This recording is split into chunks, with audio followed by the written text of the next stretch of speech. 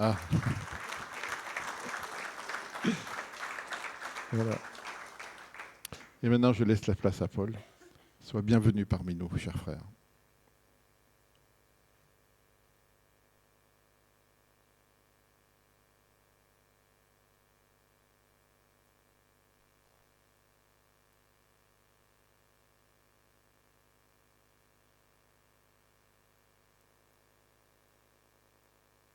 Je pense que ça va aller mieux. Ça me permettra d'économiser un peu mes cordes vocales. On en a besoin. Avec l'âge, on perd un peu de tonus dans la voix. Le cœur reste toujours aussi vif et aussi joyeux. Voilà, mais le corps, il s'use un petit peu. Donc, heureux de découvrir tous ceux qui ne me connaissent pas et de saluer tous ceux qui ont eu la joie déjà de me rencontrer. C'est vrai qu'il y a 48 ans que nous débarquions dans la ville d'Agen.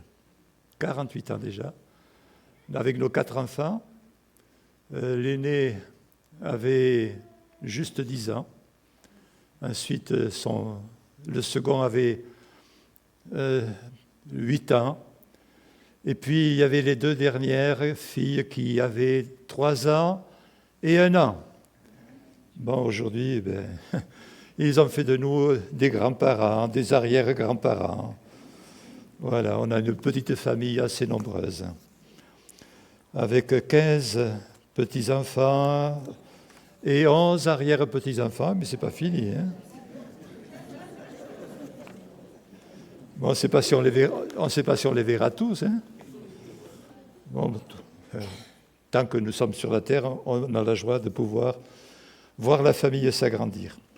Mais nous avons une espérance formidable, c'est que notre vie ne s'arrêtera pas ici-bas. Alléluia.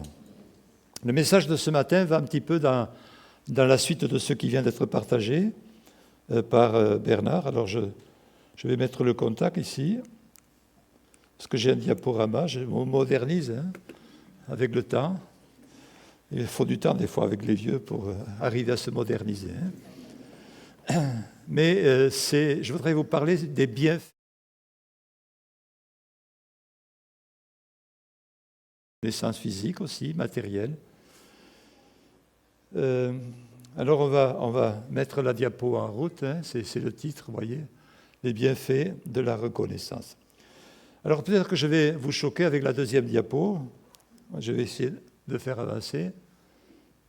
Il faut que je trouve... Voilà. C'est pas pour célébrer la fête des morts, mais nous sommes ici devant une plaque mortuaire. Et sur cette plaque mortuaire, il y a une inscription qui a été demandée par un monsieur, un chrétien. Et ce chrétien a voulu que l'on inscrive sur sa tombe « Je demande à Dieu pardon pour les jours où je n'ai pas été reconnaissant ».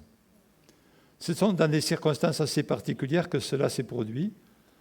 C'était un homme qui avait connu Dieu dans sa jeunesse, qui ensuite l'avait oublié un temps, mais comme Dieu ne nous abandonne pas, comme on l'a chanté, bien Dieu ne l'a pas abandonné, et des années plus tard, alors que sa vie avait été dilapidée, mais il est revenu à Dieu dans les dernières années de sa vie, les derniers moments de sa vie, atteint d'un cancer.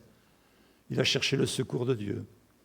Et c'est dans ces derniers instants de sa vie, pauvre, misérable et dépourvu de tout, qu'il a pu revenir à Dieu. Et il a dit au pasteur qui s'occupait de lui, qui le suivait à ce moment-là, « Je n'ai pas les moyens de m'acheter une plaque mortuaire, mais est-ce que l'Église pourrait, s'il vous plaît,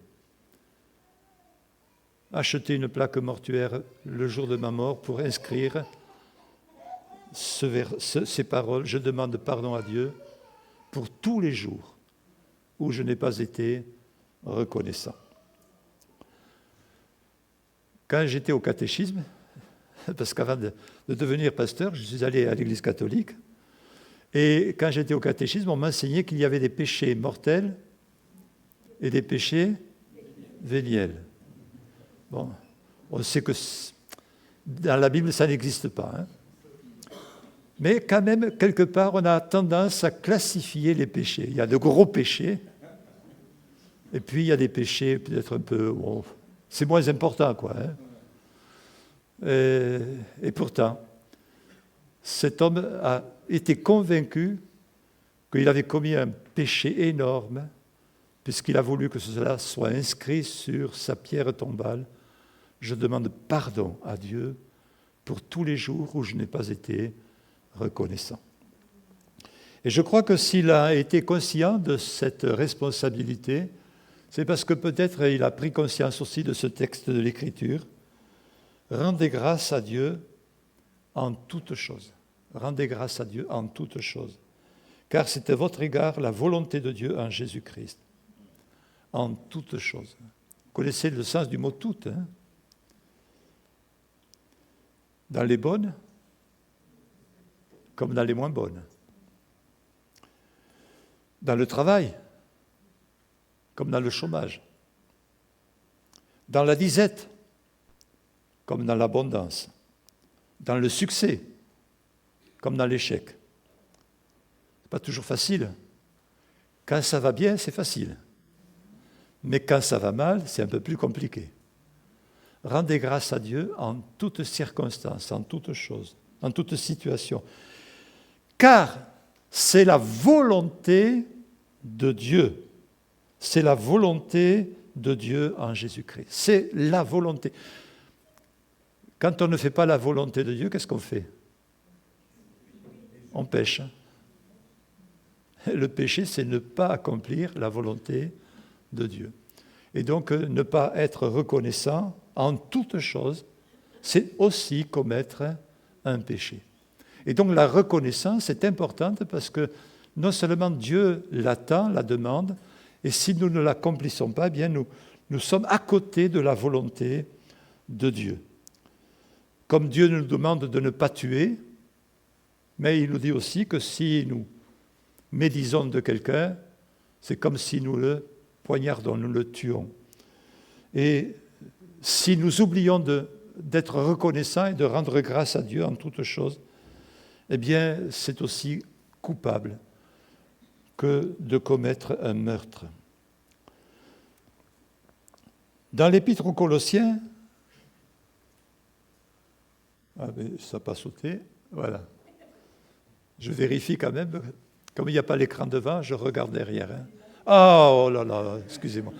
J'ai l'habitude de regarder loin. Voilà, mais c'est merveilleux, merci. Je n'aurais pas besoin de me tourner, de vous tourner le dos.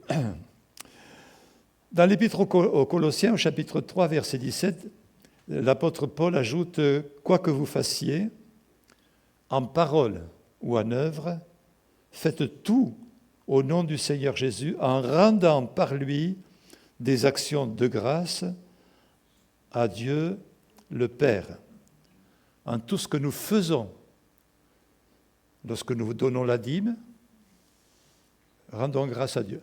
Alors peut-être que certains diront, il est dit, l'apôtre Paul, là ça a été lu, n'est-ce pas, qu'il faut le faire avec joie. Il y a quelqu'un qui me disait un jour, vous savez, comme ça, ben moi quand je ne donne pas, je suis joyeux. Mauvaise joie, hein. Non, rendez grâce à Dieu, mais en ayant un cœur vraiment reconnaissant.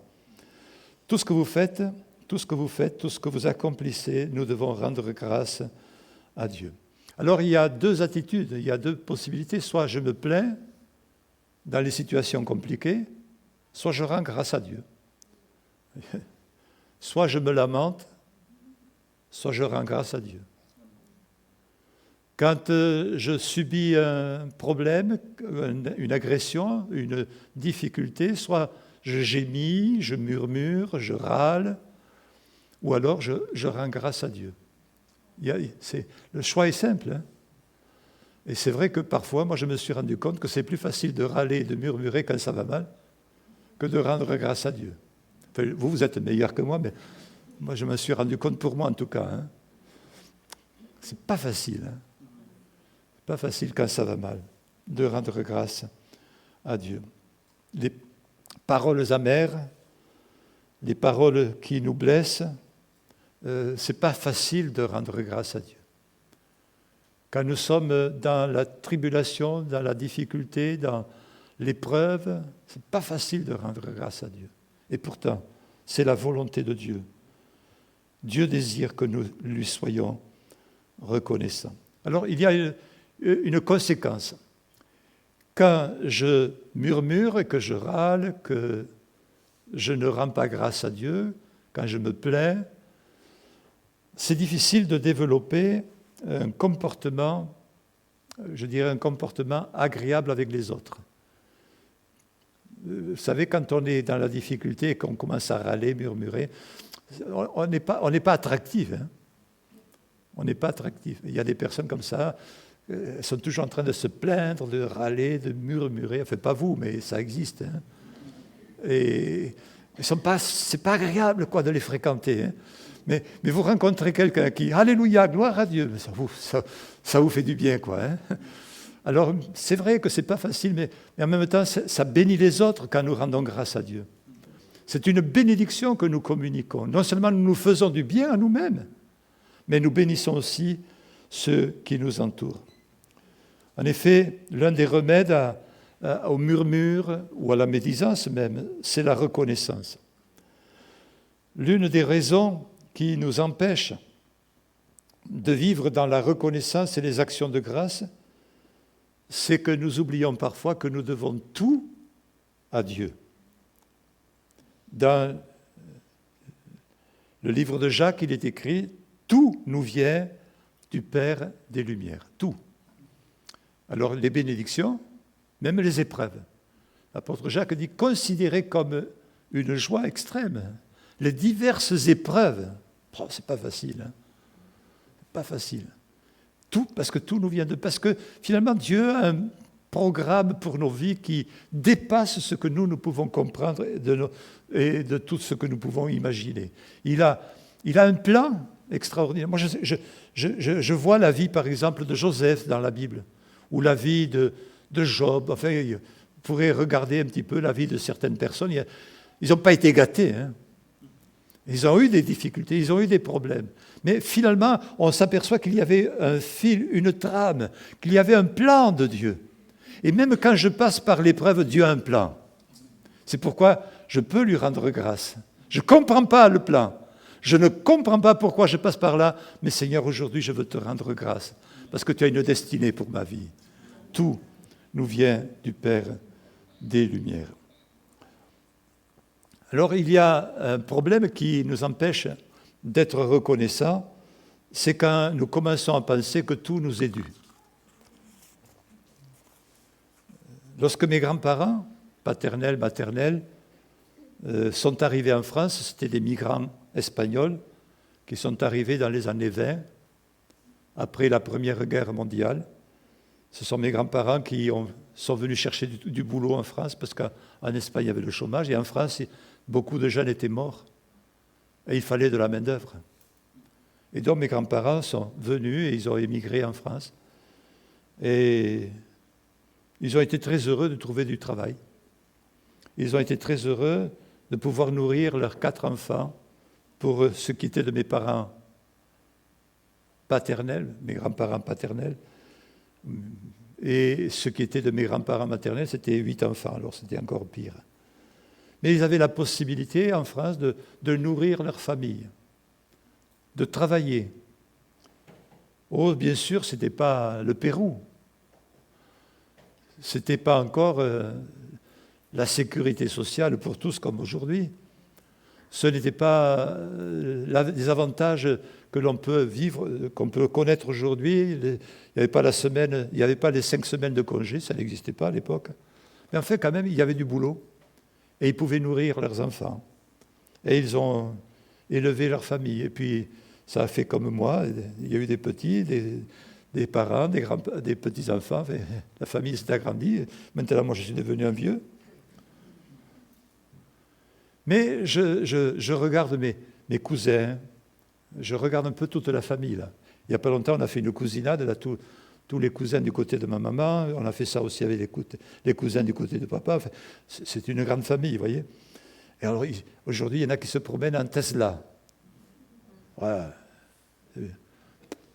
C'est bien, hein? Oui, il y en a plusieurs qui ont la Tesla. Mes cousins, pas moi, hein, non.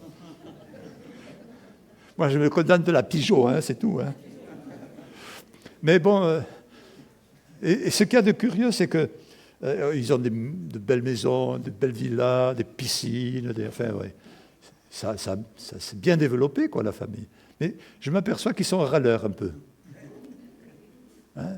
Ils se plaignent de la France, ils se plaignent. Ça va, il n'y en a pas assez, quoi. Comme on oublie vite. Hein, comme on oublie vite d'où on vient. Et comme on oublie vite d'où le Seigneur nous a tirés aussi. On oublie vite. Et alors, après, tout nous devient dû. Tout nous devient dû et on n'en a jamais assez. Vous savez, quand nous étions sans le Seigneur, nous n'étions pas en Espagne, non, mais nous étions dans un monde de péché et de ténèbres. Mais nous avons été introduits dans le royaume de son amour. Et n'oublions pas d'où le Seigneur nous a tirés, pour que nous soyons toujours reconnaissants. Toujours reconnaissants.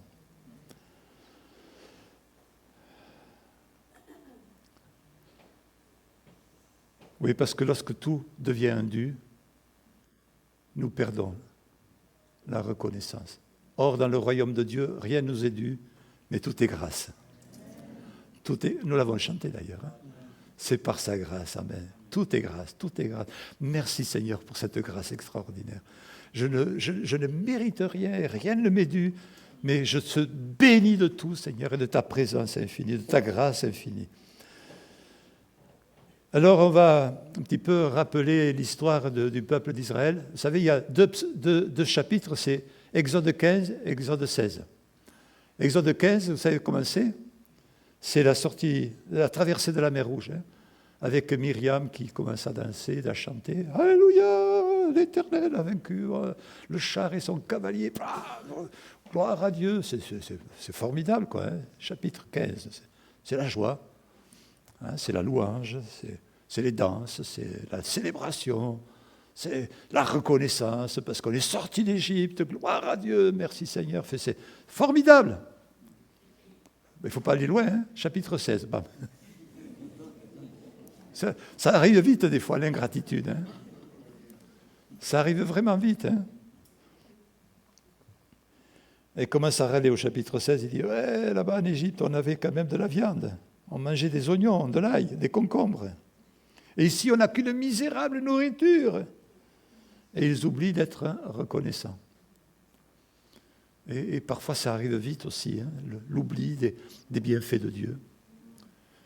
L'oubli des grâces de Dieu. L'ingratitude est une conséquence de l'oubli que tout est grâce dans le royaume de Dieu. Vous savez, quand on paye pour obtenir quelque chose, on ne sent pas la nécessité de remercier le vendeur. Hein. Quand vous allez acheter une voiture au garage, bon, vous avez payé, hein. Vous ne dites pas merci beaucoup, c'est gentil. Hein. Bon, il vous a peut-être fait cadeau d'un petit carnet là, d'entretien. Mais enfin bon, vous avez payé, vous n'avez pas envie de dire merci. Hein. Mais quand on vous fait cadeau, là, vous avez... Ah, quand même, merci. Hein. Vous savez, j'ai eu l'occasion, comme ça a été rappelé, de voyager pour la mission dans de nombreux pays et de prendre souvent l'avion. Et il m'est arrivé parfois d'être en première classe. Non pas que la mission m'a payé les premières classes, hein, mais j'ai été surclassé. Ça arrive, vous savez, de temps en temps, comme ça. Il y a un jour où peut-être l'avion est plein, puis il voit que vous êtes de bons clients, vous voyagez souvent. Donc, il vous surclasse. Et je me suis trouvé avec les grands pontes, là, vous voyez. C'est formidable. Hein. Et je me suis aperçu que ces gens-là, ils sont râleurs. Ouais. Le casier n'est pas assez grand pour rentrer leur mallette. Pourtant, ils rentrent les premiers, on les installe, on leur offre du champagne avec la serviette comme ça. Ils ont des couverts en argent. Ouais. Mais ils se plaignent. Ah, le champagne n'est pas assez frais. Qu'est-ce que c'est ce truc? Pour moi, c'était formidable, quoi. Ouais, je les comprenais pas, moi, ces gens-là. Parce que pour moi, c'était grâce. Ils avaient payé, alors ils n'avaient pas envie, ils voulaient... Ah, quand on achète les choses, on n'est pas... Mais n'oublions pas que dans le royaume de Dieu, tout est grâce. Alors soyons toujours reconnaissants, amen. Soyons généreux et reconnaissants pour le Seigneur parce qu'il nous a tellement fait grâce. Amen. Ne soyons pas comme ces voyageurs qui payent des billets. On n'achète rien dans le royaume de Dieu. On ne paie rien dans le royaume de Dieu. Mais tout nous est offert par la grâce. Béni soit son nom. Amen. Alors on a fait un test. Vous savez, les psychologues ils aiment faire des tests de temps en temps. Je ne méprise pas ça. On a des enfants qui ont étudié la psychologie, donc c'est bien. Les petits-enfants. Les petits-enfants, c'est bien. Donc... ils ont fait des tests avec 2 groupes de personnes. Alors ils ont dit, voilà, un premier groupe de 100 personnes, vous allez, pendant une semaine, vous allez noter tout ce qu'il y avait de bien qui vous est arrivé pendant la semaine. Alors, ouais, ben c'est bien, mon voisin m'a donné des abricots, c'était la saison des abricots. Mon petit-fils a eu son permis de conduire, enfin, des bonnes choses, quoi. Les impôts m'ont remboursé un trop-perçu. Waouh! Le patron m'a accordé une prime exceptionnelle. Allez, le boucher m'a fait cadeau d'un morceau de saucisse. Enfin, une semaine. Essayez de le faire pendant une semaine. Vous verrez, vous aurez des choses à noter. Et puis, ils ont pris les autres 100 et ils ont dit, écoutez, pendant la semaine, vous allez noter tout ce qui vous a déplu. Alors là, la liste, parfois, elle peut être longue. La grève à la SNCF, l'attente au guichet, la coupure de gaz, la feuille des impôts en augmentation, le voisin qui m'a... Alors, ils ont chacun, les positifs, là, ceux qui avaient écrit les choses positives, au bout d'une semaine, on leur a demandé s'ils ont bien dormi. Comment ils avaient vécu la semaine. Comment ils avaient vécu cette semaine. Et la conclusion du test, c'est que le mécontentement a appelé le mécontentement. Les mécontents, ils n'ont pas bien dormi, ils ont râlé, c'était pas une bonne semaine. Et tandis que ceux qui étaient notés les choses positives, ils étaient contents, ils avaient bien dormi, ils étaient décontractés, ils étaient cool. Alors soyons positifs et bénissons le Seigneur. Vous allez passer une semaine cool cette semaine.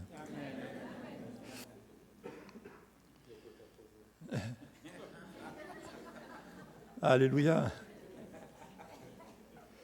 Vous savez, quand on voyage dans le monde, dans certains pays, il y a les camions, les autobus, les camionnettes, tout ça, ils portent des slogans. Et j'ai vu un jour... un camion sur lequel était marqué ceci, je n'ai pas tout ce que je voudrais, mais j'apprécie ce que j'ai. Oh, vous savez, il y en a qui écrivent Dieu est grand. Il y a plein de trucs comme ça écrits sur les voitures, sur les camions, sur les autobus. Et c'est intéressant quand même. Alors, moi, quand j'ai vu ça, j'ai dit, celui-là, il est bien. Il me fait penser à l'apôtre Paul. J'ai appris à être content de l'état où je me trouve.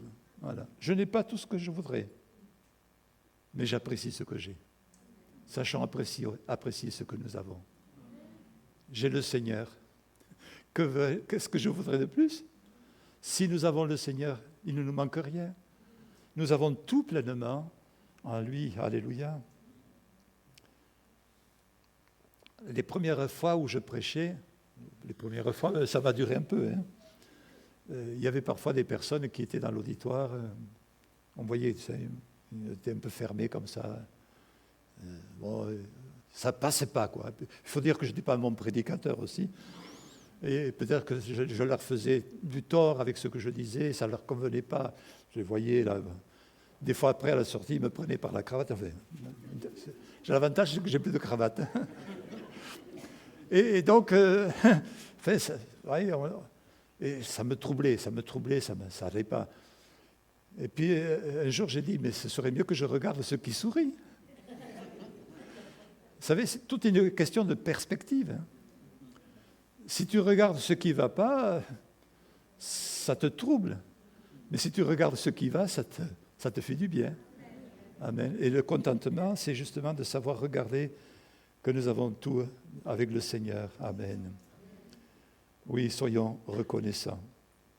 Ayons une bonne perspective. Sachons élever nos regards par rapport à la vision que Dieu a des choses. Ne voyons pas les choses comme nous les voyons terre à terre parfois, mais prenons de la hauteur. Replaçons-les dans la dimension de l'éternité. Replaçons-les dans la dimension du plan général de Dieu, de la grandeur de Dieu. Élevons-nous, élevons notre regard. Et alors nous trouverons l'occasion de lui être reconnaissants et de lui rendre grâce. Amen. Donc l'ingratitude offense Dieu. Et l'ingratitude, c'est un petit peu la raison de la chute. Alors, rapidement, mais je voudrais dire que dans le jardin d'Éden, il y avait de tout. Il y avait de tout. Mais il y avait juste un arbre fruitier, je ne sais pas lequel c'était, mais on dit que c'était une pomme, c'est pas la pomme, c'est pas écrit dans la Bible. En tout cas, il y avait un arbre, il ne fallait pas manger de ce fruit-là. Mais alors, à côté de ça, il y avait tous les arbres de la création. Et je suis sûr qu'avant, quand ils ont goûté le fruit défendu, ils n'avaient pas encore fini de goûter tous les autres fruits. C'est-à-dire qu'il y a tellement de choses bonnes autour, mais la seule chose qui les attirait, c'était ce qui était mauvais, quoi. Il y a des fois comme ça, il y a tellement de grâce que l'on peut considérer, il y a tellement de bienfaits, il y a tellement de choses positives à voir, mais on ne les voit pas, parce qu'il y a le fruit défendu, là. Il est attirant, celui-là. Et c'est là aussi où on oublie d'être reconnaissant. L'ingratitude, c'est la raison de la chute, parce qu'ils n'ont pas été reconnaissants pour tout ce qu'ils avaient. Ils n'ont pas été reconnaissants pour tous les fruits qu'ils avaient à leur disposition. Les fruits exotiques, comme les fruits de nos régions, tous les fruits étaient à leur disposition. Mais voilà, l'ingratitude a été quelque part la raison de la chute. Combien de fois nous agissons ainsi? Nous oublions ce que nous avons et nous voyons ce qui nous manque. Nous considérons que ce qui nous manque. Mais n'oublions pas que nous avons tout en Jésus-Christ. Amen.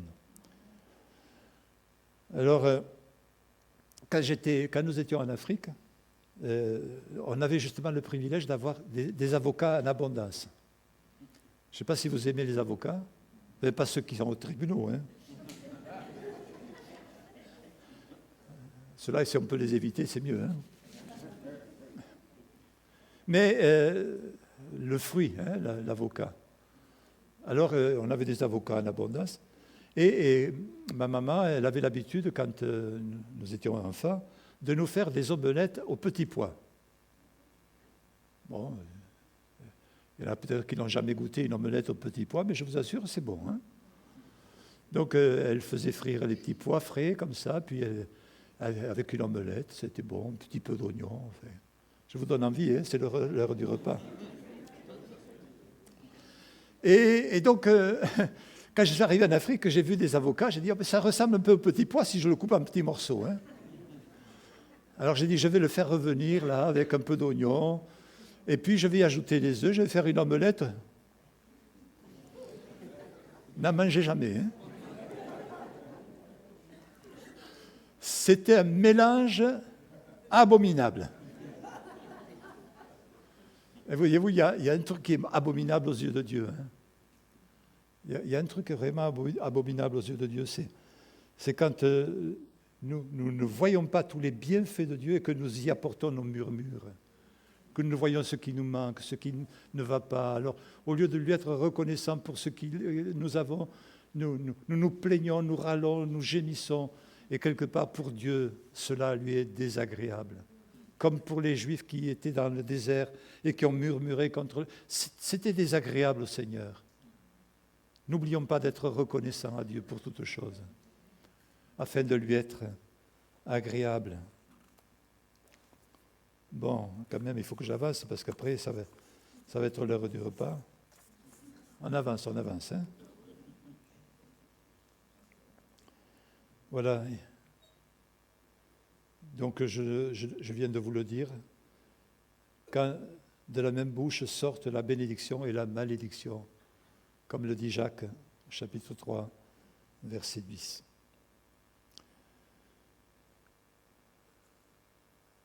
Vous connaissez l'histoire des 10 lépreux, hein?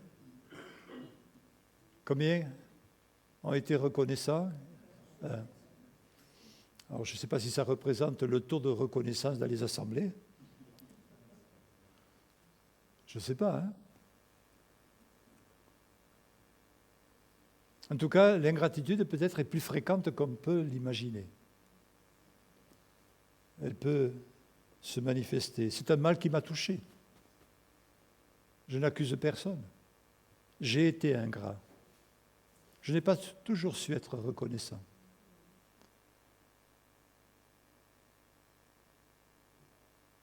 Oui, comme si le Seigneur voulait souligner que nous n'avons pas toujours eu la bonne vision des choses. Nous n'avons pas eu un bon regard sur les situations de nos vies.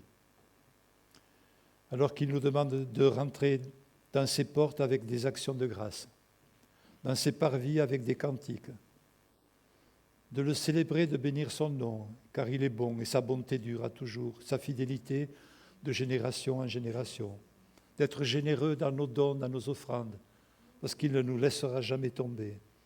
L'Éternel est bon et sa bonté dure à toujours. Alors je sais que ce n'est pas toujours facile la vie. Et Job a été éprouvé dans sa vie. Mais il ne pécha pas par ses lèvres. Mais il dit, l'Éternel a donné, l'Éternel a repris, que le nom de l'Éternel soit béni. Peut-être que vous passez par des moments compliqués, difficiles, qu'en ce moment vous êtes dans une situation de chômage, une situation de deuil, une situation de divorce même, une situation de problèmes familiaux, une situation de difficultés financières. Et je sais que ce n'est pas facile de rendre grâce dans de telles situations. Mais j'aimerais que nous puissions, et que vous puissiez, et que je puisse avec vous aussi, me souvenir de Job. Dans ces moments difficiles, il a dit que le nom de l'Éternel soit béni. Et je voudrais peut-être ce matin que nous puissions tous dire que le nom de l'Éternel soit béni. Dans mes circonstances, quelles qu'elles soient, Seigneur, je veux être reconnaissant. Je ne veux pas fermer mon cœur, je ne veux pas fermer mes mains, je ne veux pas fermer ma générosité, mais je veux garder toujours un cœur reconnaissant. Qu'il n'y ait plus de place dans mon cœur pour le murmure, ce mélange qui t'est désagréable, et que je puisse me souvenir de tout ce que tu as déjà fait, que je ne mérite rien, mais que tout m'a été donné par grâce, et que tout m'est encore donné par grâce. La reconnaissance va dissiper l'angoisse dans l'épreuve, comme le soleil dissipe le brouillard dans la vallée de la Garonne, quand il se lève. Que le cœur reconnaissant nous permette de traverser la vie avec sérénité.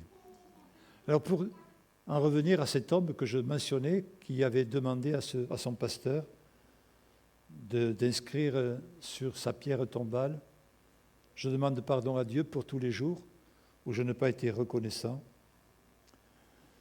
Il a dit à son pasteur, j'ai perdu de nombreuses années en vivant une vie chrétienne superficielle, éloignée, lointaine. J'ai entretenu une passion cachée pour l'alcool. Les chrétiens qui étaient autour de moi ne le voyaient pas. Je n'ai pas su apprécier les bienfaits de Dieu. Je n'ai pas été généreux dans l'œuvre de Dieu comme j'aurais dû l'être. Mais j'avais toujours de l'argent pour satisfaire ma passion de l'alcool. J'étais prisonnier de cette chaîne. Je ne voyais pas la beauté de la création. Je ne sentais pas le parfum des fleurs. Je ne voyais pas que j'étais en train de détruire ma santé avec ma passion. Mais aujourd'hui, cette maladie m'a permis de changer de perspective. Et je veux demander pardon à Dieu. pour tous les jours où je n'ai pas été reconnaissant. N'attendons pas d'être à la fin de notre vie pour apprendre à être reconnaissant. Mais aujourd'hui et chaque jour, soyons reconnaissants. Seigneur, merci pour tout ce que tu nous as donné. Merci parce que tu es avec nous tous les jours, dans les bons comme dans les mauvais. Tu ne nous abandonneras jamais, tu ne nous abandonnes pas. Seigneur, que nous sachions garder un cœur reconnaissant. Pardon pour les fois où j'ai murmuré, je me suis plaint et j'ai gémi, en oubliant, dans une perspective éternelle, que tu as un plan qui me dépasse. Je veux apprendre à garder un cœur reconnaissant, jour après jour, année après année, parce que tu es tellement bon, Seigneur, et tu as tellement fait pour nous. Aide-moi à cultiver un esprit de reconnaissance en toutes circonstances. C'est notre prière, Père, au nom de Jésus. Amen. Amen. Soyez bénis.